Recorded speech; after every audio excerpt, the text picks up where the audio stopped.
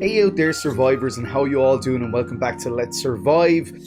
Today we're going to be doing my top 5 games of 2021. Now I want to be very clear, this is my top 5 games of 2021 and I did not play a lot of new releases in 2021. So I'm going to get this right out the gate before we even start, that these are some games that I want to mention because I didn't play them. And I feel like they could have been contenders on this list if I had, but I was very broke in 2021. So the games that I want to mention off the top are Deathloop, which looks great. Returnal. Breaks my heart that I haven't played that yet, but now that they've implemented the quick save or resume function, I may actually be able to give it a go. Ratchet and Clank Rifts Apart. Not buying this has been a heartbreak for me. I love the Ratchet and Clank series more than anything, so I just wish I struggled very much financially last year. Forza Horizon 5, big fan of the Forza games. This is on Game Pass. It's actually just been a case of I haven't had the storage space, but I'm going to check it out for sure. Dark Pictures Anthology House of Ashes. Huge fan of the Dark Pictures games. You can actually watch my playthrough of Maiden right here on the channel, and I also played Little Hope with Andrew Brooker over on Twitch. I've heard really good things about House of Ashes. Can't wait to check it out. Final Fantasy XIV Endwalker. I'm still making my way through A Realm Reborn, and I've still got Heaven's Word, Shadowbringers, and so much more before I even get to Endwalker. But I've heard nothing but amazing things from people who played it. Final Fantasy VII Intergrade. This is one that I did play and I could have included on the list, but because it was a DLC effectively, I didn't feel like it warranted a Game of the Year status. And plus, I gave Game of the Year of 2020 to Final Fantasy VII, and I felt it would have been cheeky to include Intergrade on this list. Another honourable mention is Project Zero Maiden of Blackwater, which I have played. I've been playing it over on Twitch and I've been loving it. But again, this is a re-release of a Nintendo Wii U game from way back in 2012 or 2013. Really enjoy this game and could have definitely been a contender were it not a re-release. Guardians of the Galaxy, haven't had a chance to play it yet. Looks really fun. Can't wait to finally get a hands-on with it. The list of games that I haven't played is staggeringly long, right? Halo Infinite. I have played Halo Infinite. I've been really enjoying it. I haven't beaten it yet, but I've been thoroughly enjoying it, and it very almost made this list. But as I say, I don't like to include things that I haven't, played a lot of or beaten. So, I didn't want to include Halo Infinite on this list, but it's really good. Life is Strange True Colors. I'm a massive fan of the Life is Strange games, and it was kind of heartbreaking to not get this at launch, but I will be getting it and I will be playing it, I can assure you of that. Alan Wake Remastered, similar to Project Zero, I have played this. I'm a huge fan of Alan Wake. Really enjoyed the remaster, played it over on Twitch and had a great time with it. But again, because it is a remaster, it felt wrong to take a space away. Although, now that I'm looking at my list, I feel really shitty because there is one game that is effectively a remake on my list. But anyway, Monster Hunter Rise. Not a huge fan of the Monster Hunter franchise, but I know how so many people truly love that franchise, and Rise looked really good. I played the demo, seemed really fun. I just, again, was not gonna drop a huge amount of money on it when I'm not a huge fan of that franchise. Metroid Dread, which I did play, and I played a bit of, but I didn't want to include it on the list because I haven't beaten it, and I want to play it on stream. So, but I from what I've played of it, I am absolutely loving Metroid Dread. So that could have definitely taken a spot on here if I played through it in 2021. We've got Necromunda, which is a Warhammer 40k game. Played a little bit of this, not a huge amount. Again, I want to stream it, so I haven't beaten it, but it's really good and definitely worthy of an honorable mention. The sequel to the Yakuza spin-off Judgment, Last Judgment, which I truly love the Yakuza franchise.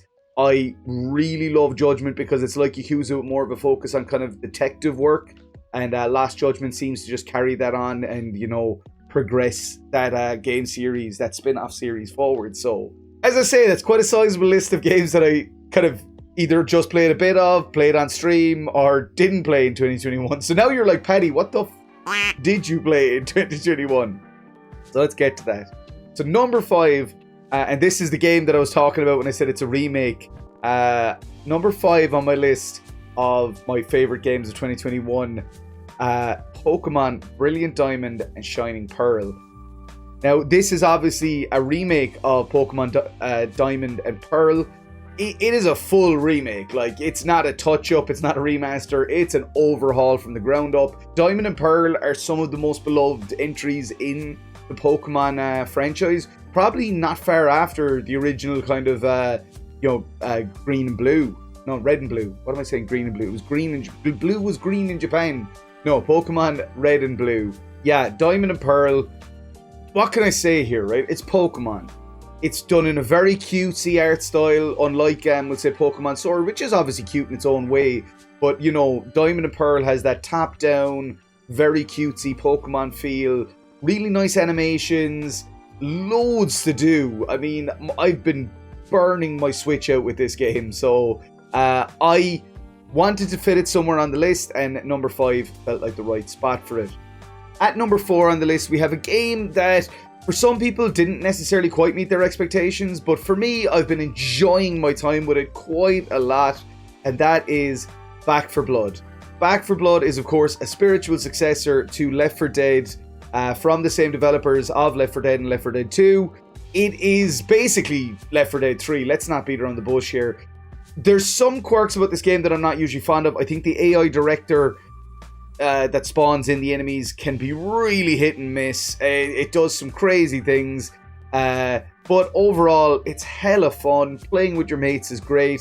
I've been having a blast with it. It implemented a new card-based system thing for your skills, which again is kind of hit and miss, but all of that stuff aside, just the feeling of going out with a couple of mates and slaughtering hordes and hordes of the undead is wonderful. I would not say, to me, I would still probably rank World War Z above this in terms of these type of games, but Back 4 Blood does a lot of stuff really well and really interestingly, and I am enjoying it quite significantly.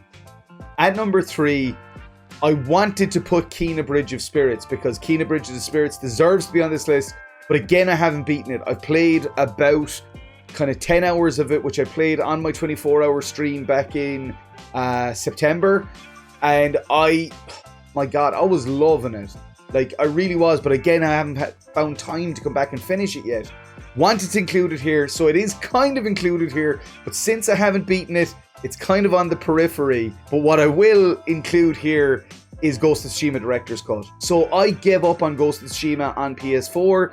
I got to a certain point and I just stopped playing it because I didn't have the time, and B, it just kind of lost my interest. I was like, okay, yeah, it's cool, it's fun, but it's not mind-blowing by any means, until I went back and played Director's Cut.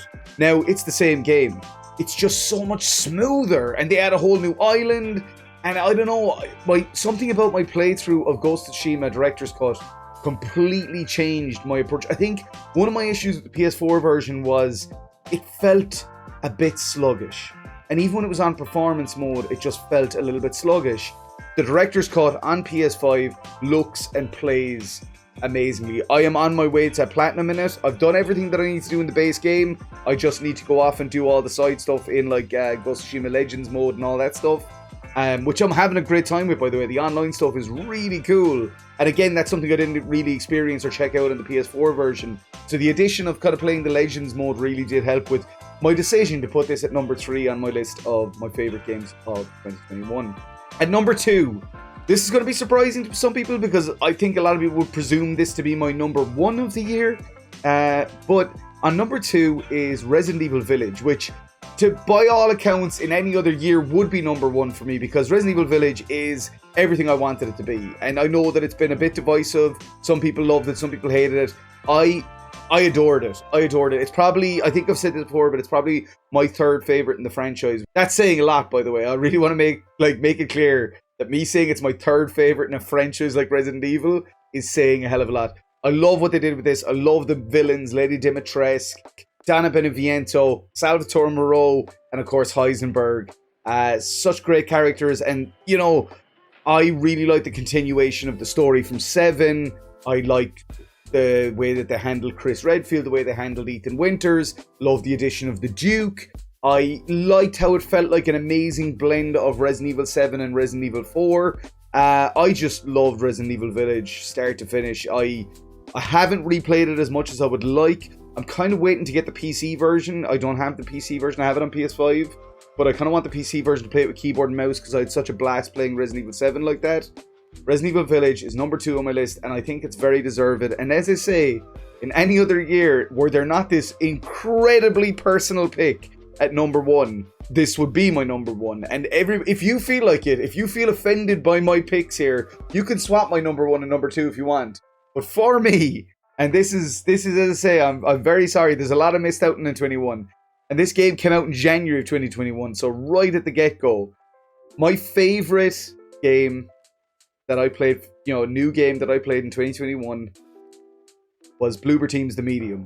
I absolutely loved it. You can check out my review here on the channel where I gush about it.